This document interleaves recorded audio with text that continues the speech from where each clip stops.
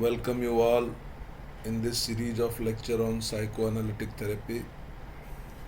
Dear students, today and onward, I will be discussing the various techniques of psychoanalytic therapy, specifically the free association, dream analysis, and analysis of resistance. However, in this lecture, I will focus only on free association, and in the next lecture, I will cover the dream analysis and analysis of resistance. Before I proceed, I would summarize the last lecture. In the last lecture, I discussed that the basic aim of the psychoanalytic therapy is to uncover the unconscious dynamics underlying the psychopathological symptoms, that is, bringing the unconscious dynamics to the conscious surface in the therapy session, and then developing insight into the unconscious mechanisms, unconscious causes underlying the psychopathological symptoms. And therefore, the techniques can be divided into two categories. Some techniques of the psychoanalysis are largely used for bringing the unconscious material, and some other sets of techniques are used for developing insight into the unconscious causes or unconscious dynamics underlying psychopathology. I also discussed in the last lecture that throughout the psychoanalytic therapy, the therapist is required to maintain a psychoanalytic framework that includes many procedural and attitudinal variables like being consistent in the therapy session, starting and ending the therapy session in well-defined time. Similarly, being non-judgmental, maintaining neutrality and ambiguity, avoiding gratification of needs, and many other things. If you have any difficulty, then you can watch my previous lecture on these aspects. So, the psychoanalytic framework is maintained throughout the session, and the core psychoanalyst consider that even maintaining this psychoanalytic framework itself is therapeutic in nature. So, today and onward, first I will focus on those techniques which are used for bringing the unconscious material to the conscious surface in the therapy session so that the therapist and client can discuss them and work on it. Free association is in psychoanalysis was introduced little later, initially to understand the unconscious mechanisms. The Freud used the technique of hypnosis, and here in the first point you can see that the central task of psychoanalysis is to bring out the unconscious wishes and conflicts that are assumed to underlie the present symptomatic or pathological behavior. So, to understand this unconscious wishes and conflicts, psychoanalysts use the technique of hypnosis in which a deep trance state is created, and it is assumed that under hypnotic trance, the conscious defenses are lowered. The unconscious materials are instinctual in nature, and the conscious part of the ego always provides a resistance. So, the unconscious materials do not easily bubble up in the consciousness. There will always be a resistance from the conscious part of the mind, that is the ego. So, in earlier days, the psychoanalyst and Freud used hypnosis, and in hypnosis, it is well known that the conscious defenses are lowered to the maximum extent, and one is close to his her unconscious subconscious part of mind. And during that hypnotic sessions, the psychoanalyst used to understand the unconscious wishes and conflicts, unconscious mechanisms that are underlying the given symptom or pathology. However, because of several ethical considerations and limitations of this technique, they switched to another non hypnotic technique called free association. And you all know that hypnosis has been criticized on various ethical grounds, because under hypnosis, if you give any suggestion, that suggestion is being enacted when the person comes out of the hypnosis session, and even he or she may not remember it if it has been instructed so or suggested so during the hypnosis session. So there were many ethical issues that created a debate, and therefore the psychoanalyst and Freud thought to drop this technique, and they switched to this technique which is called free association.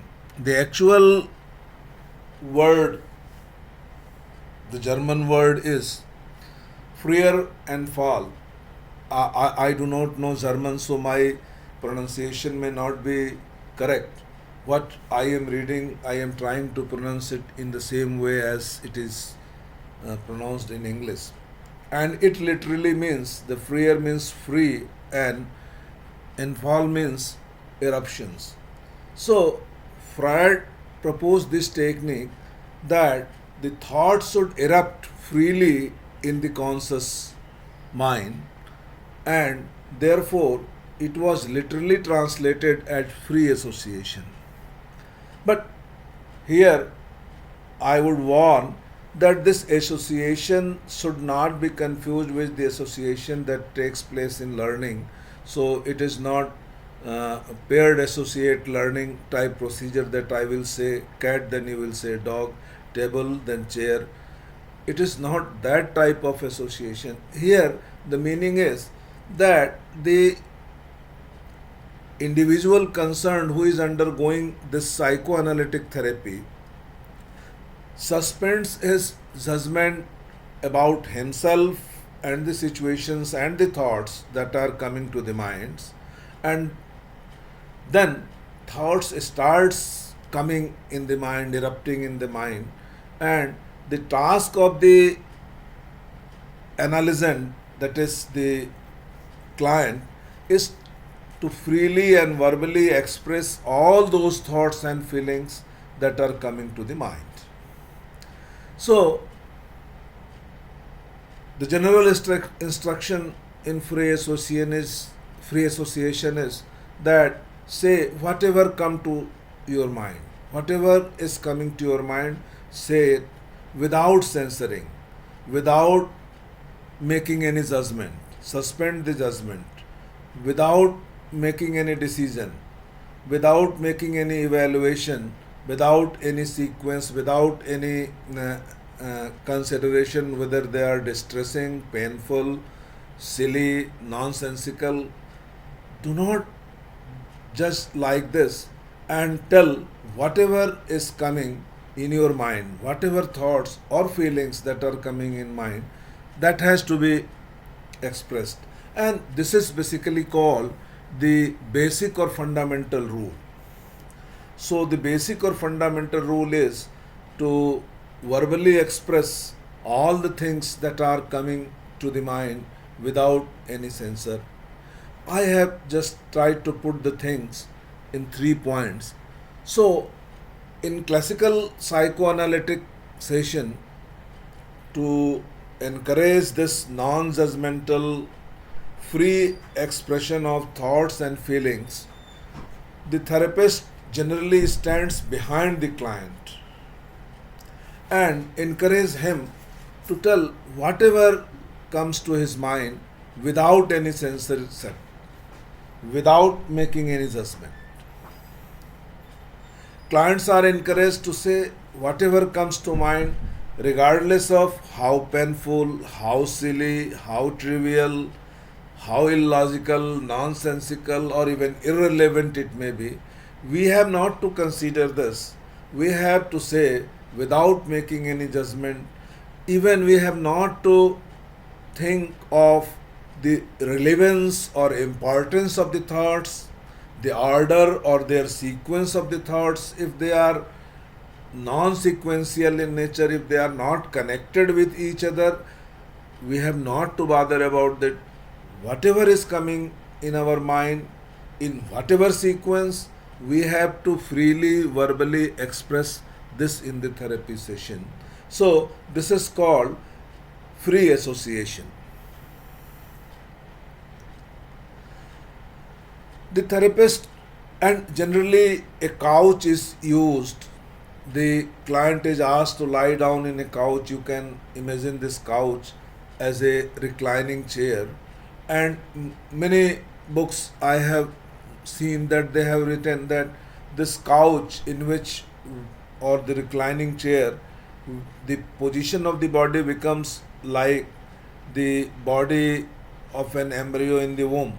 So it is assumed, how far it is correct and scientific to say, I don't know, but it has been said in many books that this particular postures helps to regress back to the early childhood experiences where the unconscious traumatic experiences are connected, and so those unconscious thoughts related to the early childhood experiences are also encouraged by this particular position, that is lying down in the couch. But I don't know about the exact scientific evidence, but most of the psychoanalytic books you will find this type of analogy and the rationale for using the couch. So, why therapist stands behind the client? In order to minimize any disturbance produced by his or her presence or his her reactions. Suppose we are sitting face to face and doing free association, and being a human, I may naturally react to some of your thoughts and expressions, and my expressions, my reactions may influence your free association. So, to minimize such disturbances, the therapist stands behind. Even in ideal setting, it is recommended that in front of the client the wall should be plain and there should be nothing to, like any picture or any poster or any scene scenario or any other thing that will influence the free association process. So the invisibility of the therapist stimulates the fantasies about him that reflects the deeply ingrained unconscious feelings of the patient towards significant others from his her earlier life. The maintenance of analytic attitude and framework by the therapist, for example, the neutrality, ambiguity, non gratification that I have discussed in detail in my previous lecture, this further facilitates the expression of unconscious wishes. So, the key to the free association is to encourage the client to verbalize everything that is coming to his her mind without censoring, without making any judgment. The judgment has to be suspended. One has to be non judgmental. So, in this sense, you will find that it is very similar to the process of meditation, say mindfulness. In mindfulness, we say that it is non judgmental awareness of one's thoughts and feelings. So, it is very similar to that, but the technique is little different. So, If the client follows this basic rule and at the same time the psychoanalyst maintains the analytic framework, then what happens that it has been observed that gradually the client starts to freely associate. And when I am saying freely associate means saying, verbalizing all the thoughts and feelings without any censorship, without any consideration for sequence, order, its meaningfulness, importance, its silliness, nonsensicalness, etc. Without making any resistance from the part of the conscious ego. So, if the free association really occurs without any defense from the conscious mind or from the ego, then what happens that this association is generally dominated by the instincts. And since instincts are charged with energy and they always press to emerge into consciousness, therefore what happens? The clients immediately associates to thoughts, feelings and fantasies or wishes that express instincts, and therefore the path for bringing the unconscious material to the conscious surface becomes more easier for the client. However, because of our earlier learning or earlier experience that whenever we express directly or our uncontrolled expression of instinctual unconscious wishes is dangerous, and thus loosening of the defense can be terrifying. This is our past experience. Psychoanalysis assumes, and I have already discussed this, that during the course of development, the psychosexual development, we have experienced this. And therefore, because of this, that when the instinctual wishes will start coming into the consciousness, it will be terrifying.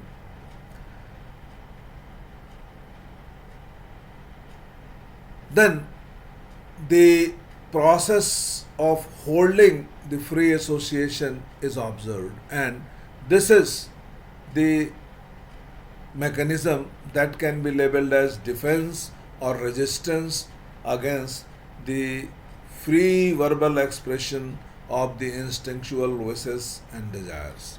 So, the free association is not really that free.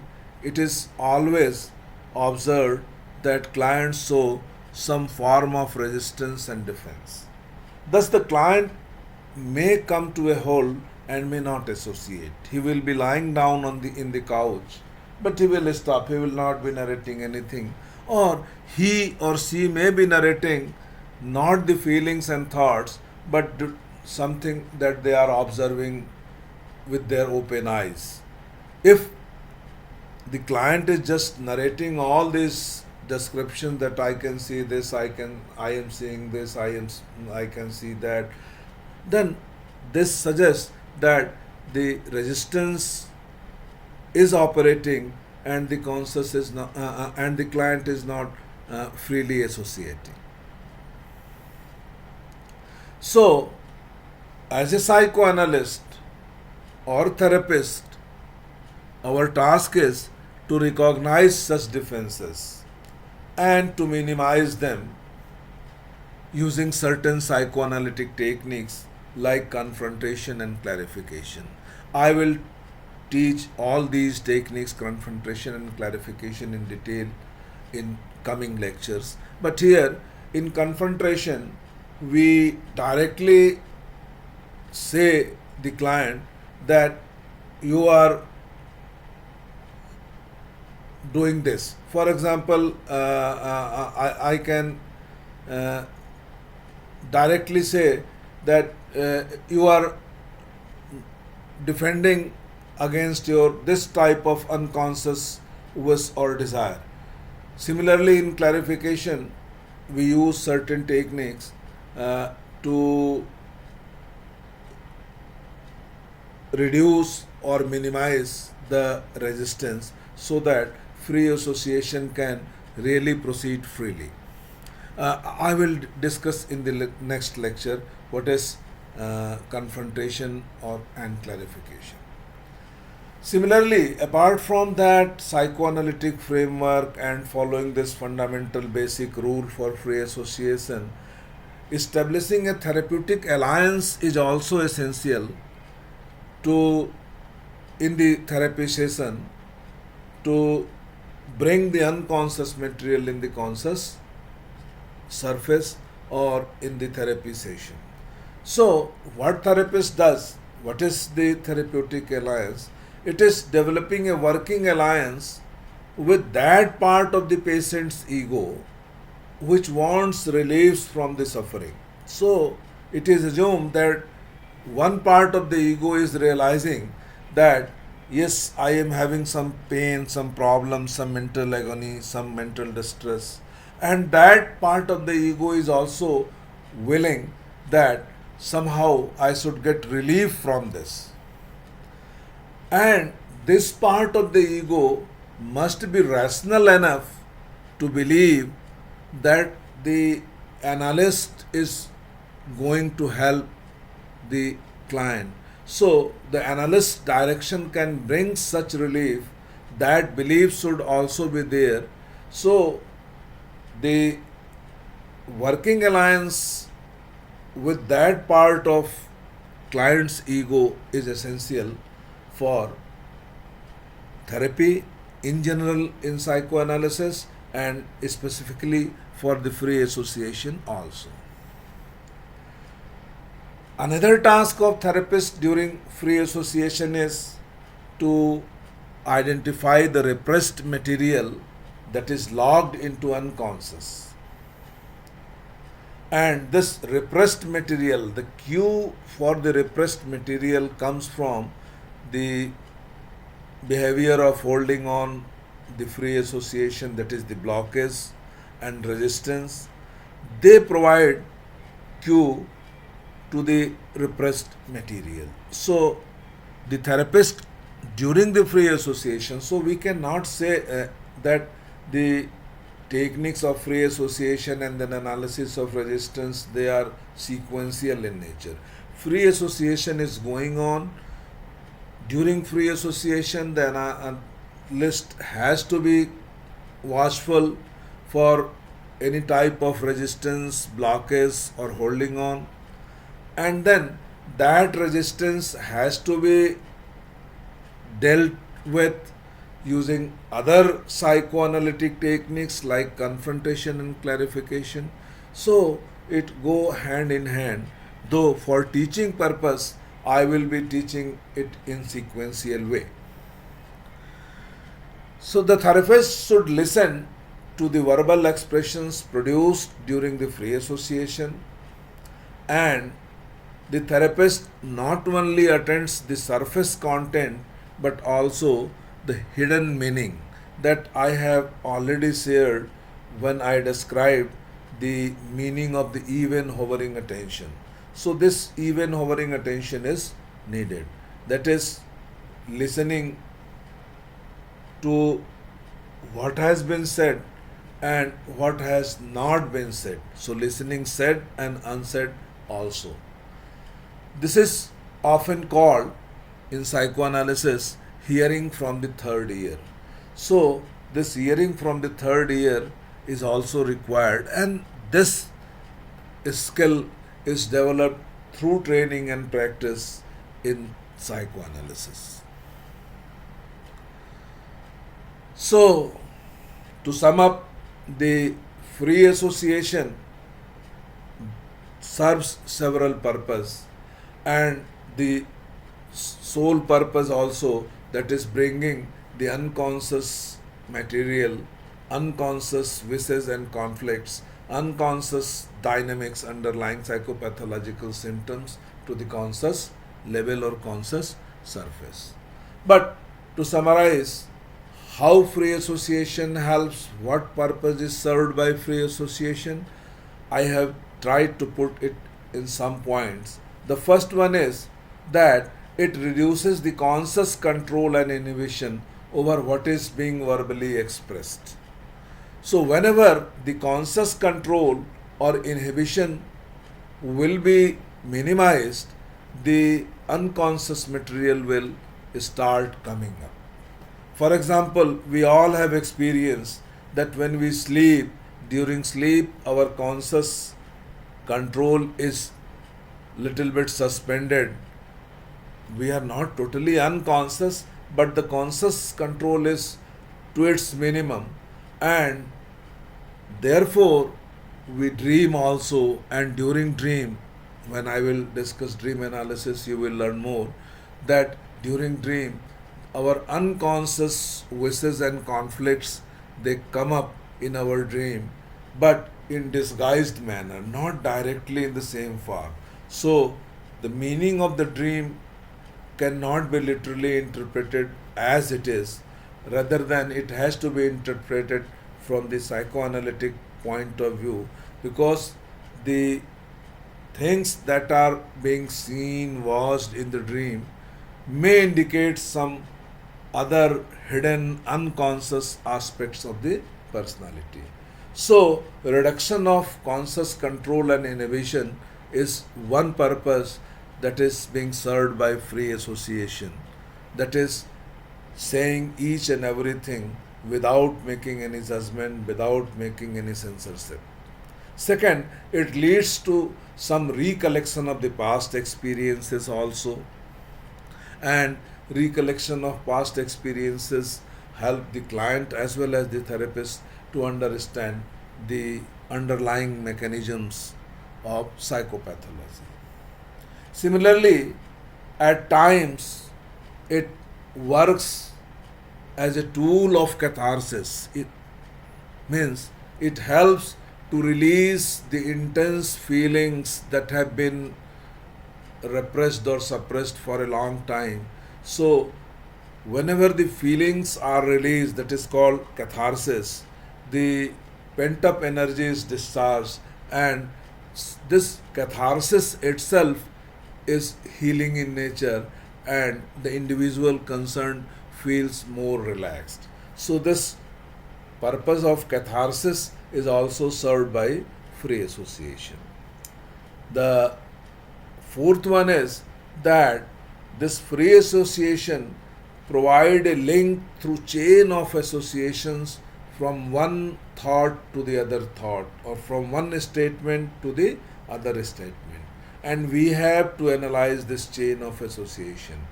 Client is saying it without considering any sequence, but we have to analyze the link between or among the thoughts that are being expressed.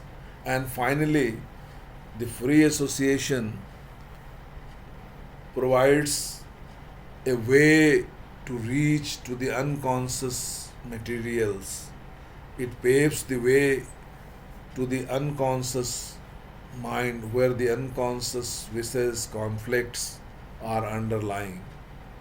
And this is being ultimately brought to the conscious level using the technique of free association. So, thank you very much for paying your attention.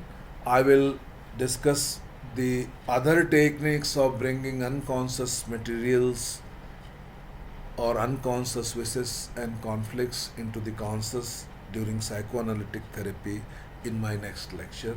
Thank you very much. So, the next lecture will be in the next class schedule. Thank you again.